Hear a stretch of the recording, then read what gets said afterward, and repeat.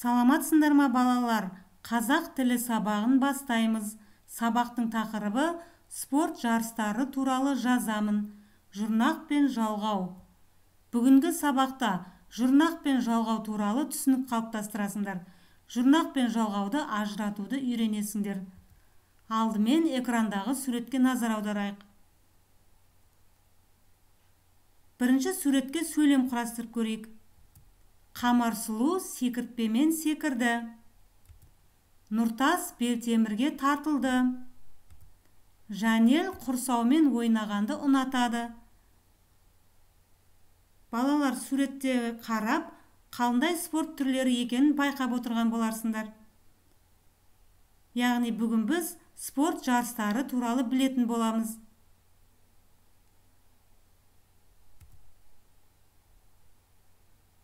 Мектепте ұзындыққа секіру мен жүгіруден жарыс өткізілмекші.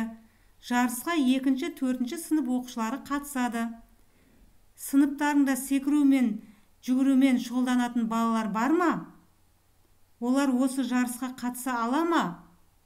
Саған қандай спорт түрлері ұнайды? Өз ойларымен бөлісіңдер.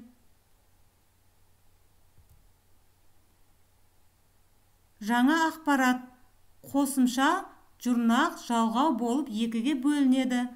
Сөз мағынасын өзгертетін қосымшаны жұрнақ деп атайды.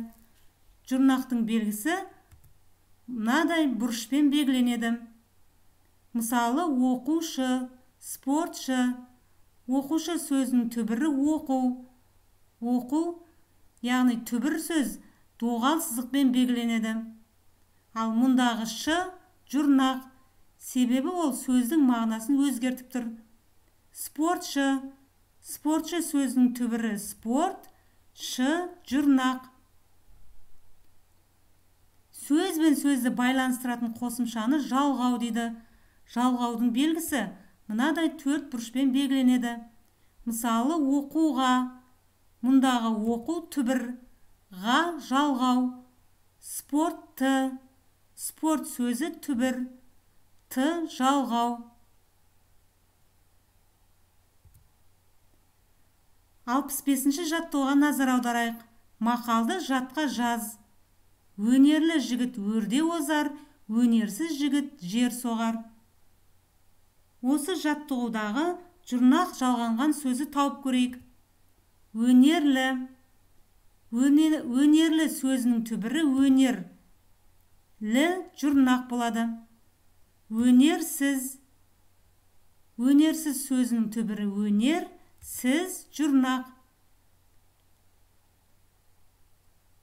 Ал енді жұрнақ жалғанған сөзді дәлелдеп көрейік. Өнер сөзі не деген сұраққа жауап береді. Ал өнерсіз, өнерлі сөздері қандай деген сұраққа жауап беріп тұр. Яғни сөздің мағынасы өзгеріп тұр.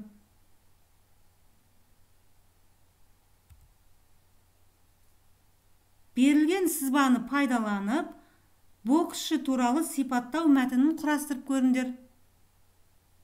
Мысалы, боксшының дене бітімі шымыр болады. Боксшының қасиеті олар өте өздеріне сенімді болады және қарсыласына дәл соққы жасауға тырысады. Боксшының ерекше белгілері арнайы жұмсақ қолғаппен ереже бойынша күш сынасады. Ал енді боксшы сөзін талдап көрейік. Боксшы сөзінің түбірі бокс, ш жұрнақ. Себебі бокс деген ол спорт түрі. Бокс сөзі не деген сұраққа жауап береді. Ал боксшы ол бокспен айналысатын адам. Ол кім деген сұраққа жауап береді.